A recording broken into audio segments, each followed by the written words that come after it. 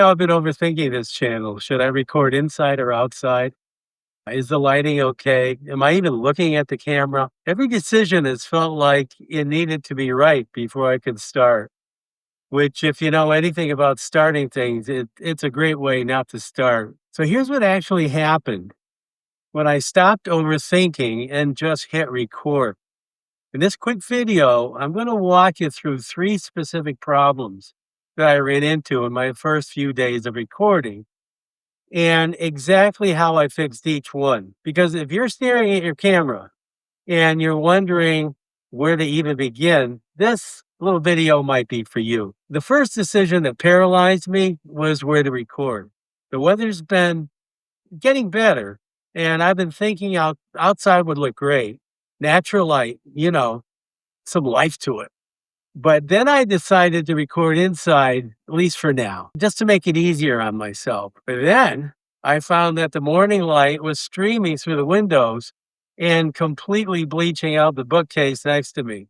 So then, as I'm recording with my iPhone, I found the focus was hunting because of the morning light. And that means that it was going in and out of focus. And I finally learned how to fix that.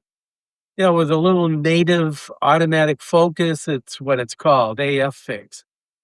And recording earlier in the morning also helped. So lesson number one is that perfect conditions really don't exist, at least not for me, and not yet. And I could have spent more time figuring this all out, but I found something that kind of works, so I moved on. So the second problem was eye contact. When I watched my finished recordings, it looked like I was reading something because, and here's a big reveal for you, I was. My script was open on the laptop next to the phone, and every time I glanced at it, my eyes drifted sideways. And it was obvious. And the fix was a teleprompter. And that's not a piece of software, it's a mirror that sits in front of the phone and it reflects back the script. And yet, again, the iPhone is behind the mirror. So you read the words, but the iPhone sees you looking straight into the lens. Now, my teleprompter costs about $200, and it's a miracle. So then I had to pay for a subscription for the software that drives the teleprompter, and I found a free alternative that ended up not working so well. So I actually canceled my first paid subscription and went back to the paid one after they offered me a 40% discount. So I ended up paying $54 instead of $90 a year because I had canceled and went back. And they said, well, here, we'll give it to you for a cheaper price. So sometimes overthinking accidentally saves you money. So lesson two is there's almost always a tool to solve the problem. The eye contact issue felt like a fundamental flaw, but it turned out to have a $200 solution and a subscription. So most of the things that feel impossible when you're starting, they have a fix, and sometimes they cost money and sometimes they don't. You just have to get far enough into the problem to find it. Now, the third problem, that was the hardest one for me, and it wasn't technical either. It was just getting started recording. So I tend to procrastinate like a lot of people. And every time I started to record, there was a reason to delay. I found something. The lighting wasn't quite right.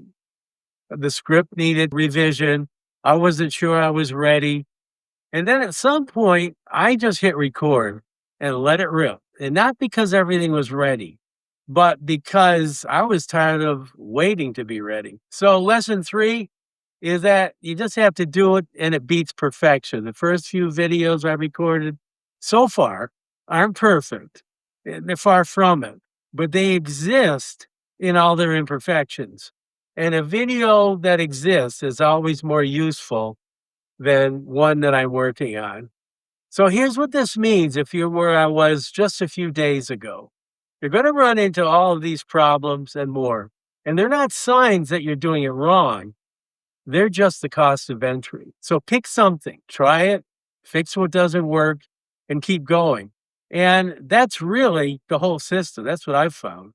So if you're wondering whether what I'm building could work for somebody like you, there's a short 2-minute quiz in the description, and it'll tell you exactly where you stand.